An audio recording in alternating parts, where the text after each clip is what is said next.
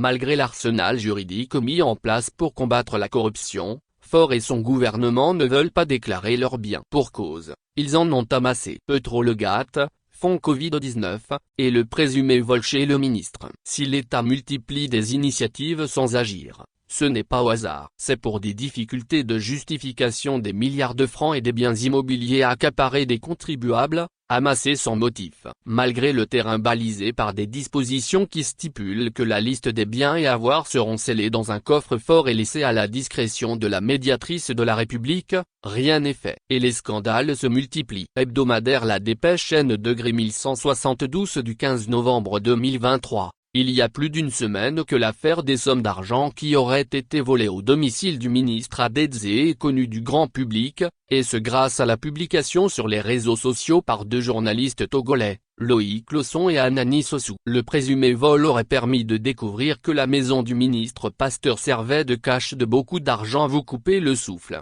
camouflé dans des cartons de macaroni. On s'attendait à ce que la révélation des deux journalistes, comme cela se passe dans des pays normaux, servent de déclic aux autorités compétentes pour commencer leurs investigations afin de savoir s'il y a eu vraiment vol, combien d'argent y avait-il dans la maison, et demander au propriétaire des lieux, qui est un ministre de la République, la provenance de ces importantes sommes d'argent. Monsieur Adedze n'est nullement inquiété, c'est plutôt les deux hommes de presse qui sont placés en garde à vue, et quelques jours après déférés en prison comme de vulgaires malfrats. Si les procédures pour juger et condamner les cas de détournement et de corruption au Togo se déroulaient aussi rapidement, il y a longtemps que personne ne parlerait plus de ces fléaux chez nous. Mais malheureusement nous sommes bien dans l'enfer appelé Togo, où les lois ne sont faites que pour châtier les plus faibles, et protéger les plus forts dans et autour du sérail.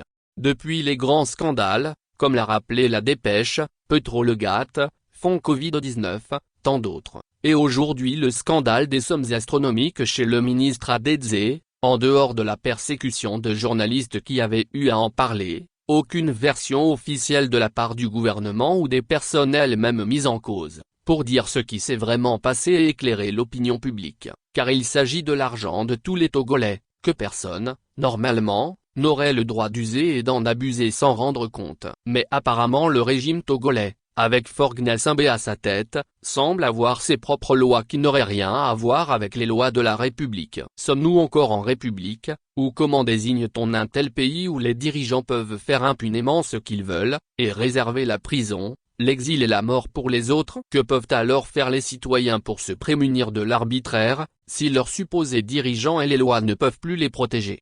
Ces derniers jours beaucoup de journaux de la place au Togo, pour s'étonner du comportement du ministre Adedze et de tout le gouvernement togolais, quant au traitement de cette affaire où beaucoup d'argent était en jeu, ont donné l'exemple de cette ministre ghanéenne qui avait dû démissionner, parce qu'il était révélé qu'on lui avait volé plus d'1 million de dollars en espèces, argent qu'elle détenait chez elle. En démissionnant, Madame Cecilia Abenadapa avait affirmé ne pas vouloir que cette affaire devienne une préoccupation pour le gouvernement et donc une entrave à son travail. Après sa démission, elle fut arrêtée pour corruption et mise à la disposition de la justice. Voilà ce qui se passe dans de tels cas dans les pays où le gouvernement est là pour les citoyens et les respecte. Les deux affaires, celle de la ministre au Ghana et celle qui fait grand bruit à Lomé, avec les plusieurs centaines de millions ou de milliards de nos francs, c'est selon, se ressemblent. Mais seulement, l'une vit dans un pays où les lois de la République ne sont pas faites pour la galerie, et l'autre est membre au Togo d'un gouvernement où les ministres peuvent faire tout ce qu'ils veulent,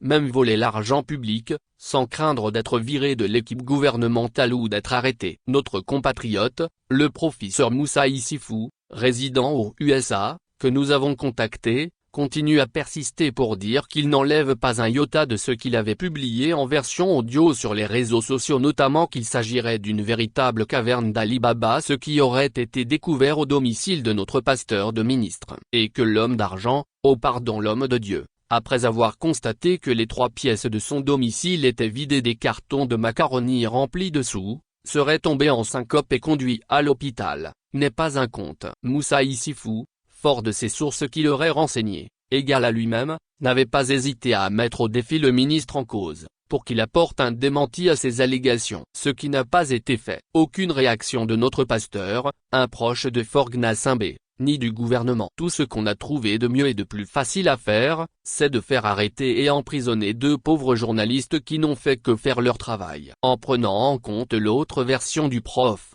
Issoufou, selon laquelle la gendarmerie serait intervenue pour libérer la caverne d'Ali Baba de son précieux contenu, il y a lieu de nous poser certaines questions pertinentes que Loïc Lawson et Anani Sossou n'ont pas eu la chance et le temps de poser avant leur embastillement. Le ministre Kojo Adedze avait-il perdu connaissance?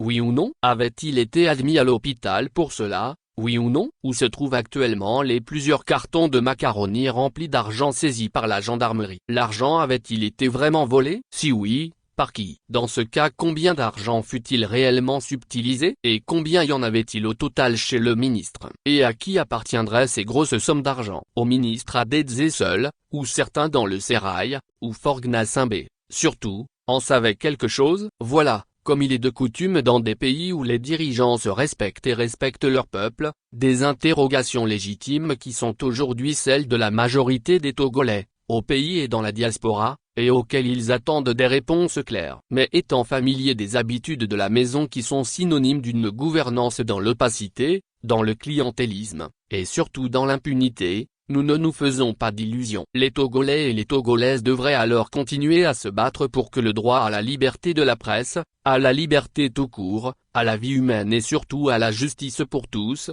soit une réalité dans notre pays.